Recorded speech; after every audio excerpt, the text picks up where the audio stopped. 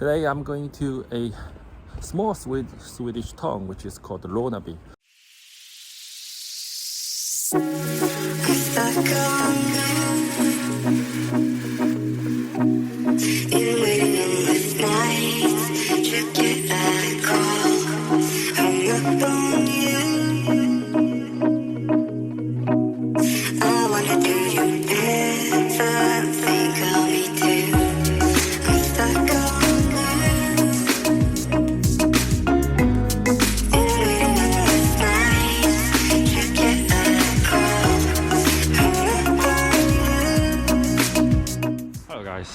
You know, I was born and grew up in a megacity in China with 30 million of population, and today now I'm living in the southern coast of Sweden, which isn't very populated, and now I'm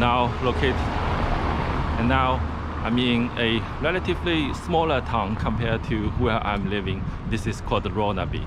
So what's the difference between living in a megacity in the Far East and living in a relatively small unpopulated location in Sweden? And today we are going to find it out.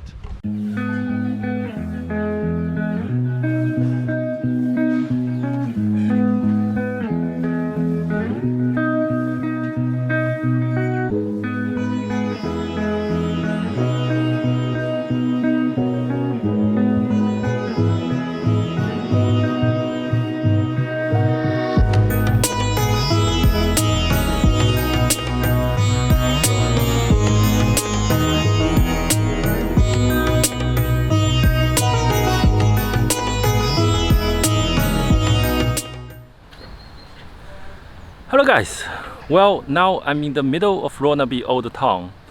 Literally I'm on a castle, and here is the church. Well, the Swedish name of Ronneby, which literally means a village built upon on a rolling river. So I did the research before I came. Well, maybe I will find this river later on.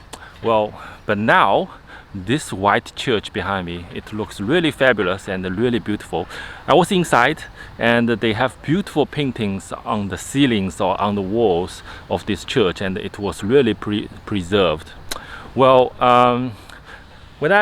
before I came here, I read some articles. It was talking about there was a brutal and a bloody way fought between the Danish and the Swedish in Ronneby town. They call it a bloody bath or something during the time of Eric XIV. That's all that I know about this little village. But yeah, I really, personally, I really love the history in Europe. I'm really interested in different, cultural background and history, and even religion, So yeah, let's moving on and find out something else that we can talk about, and also enjoy the fabulous view of this church.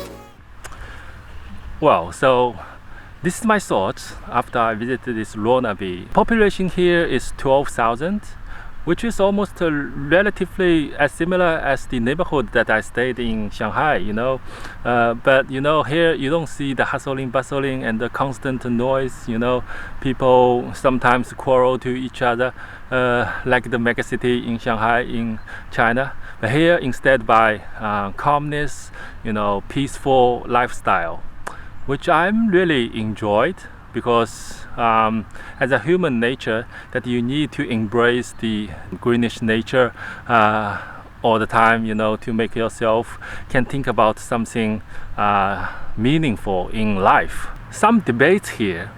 Is low population density means boring and tedious life? Well, the answer is yes or no. It's really depending on what kind of lifestyle that you are chasing for. If you are chasing those, skyscrapers, super busy business area and the modern concrete buildings in the megacity, I don't think this is a lifestyle for you. But for me, I think this is a positive thing, and low population density, which means I can act much more decent than where I was acting in China, because in China you need always trying to grab something, I'm not acting that bad as the aunties and the uncles in China, but there's always shortage of the resource. But here you can just acting decent and in a slow mood, and just sitting on this greenish grassland for hours. Well, let's put the comparison a little bit fair. You cannot compare a southern coast little town with the megacity in China, right? You have to pick up some small villages in China and do the comparison. Well, what I would like to say is, in China, if you get away from those megacities, hundreds of kilometers, living in a village, then you will find some problem by finding those necessities to provide to your daily life, right? Sometimes if you go to those cliff villages in Daliangshan, right, you will find the electricity is also a problem. But here I really believe the Swedish or the Scandinavia countries, the government is trying its best to provide necessary stuffs, infrastructures in the small towns. So basically you wouldn't find too much difference from town to town. So it doesn't matter which little place that you are living. Yeah, sometimes you see the little difference, but it's not that significant, right? It's not like in China, if you are from a small village, you are discriminated, and if you go to the megacity, people in the megacity are living way better, right? Here, you still, in a small town, you still find branding shops, awesome food restaurant, clean tap water, and electricity network, high-speed network, and also this awesome park, and all these advantages actually.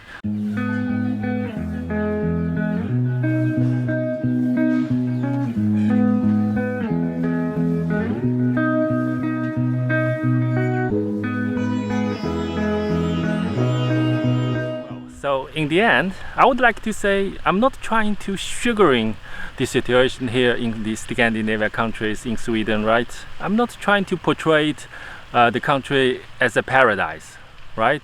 So I do see, there are problems in the society, and the people are still fighting for the fix or solution for the problems in the society. But you know what? As a Chinese man from China, I would like to say, here, I do see the government is trying its best to let the people living here with respect. It's trying its best to reduce the fortune gap between, group to group, and it is trying its best to even the situation and to equalize the people here in Sweden. You are not able to discriminate some certain group in this country publicly. This is not allowed. It's almost like it's embarrassing if you put it on the table and talk about shit to another group, right? So anyway, well, this is my attitude. Sorry, this is my attitude, and yeah, thanks for watching. And China Uncle Mikey in Sweden, Ronneby. See you next time.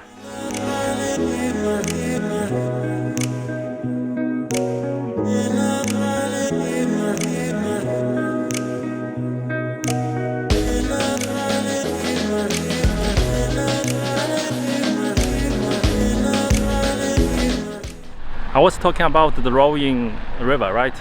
Now I found the river, and it's not a rowing river. It is actually quite a calm and beautiful river.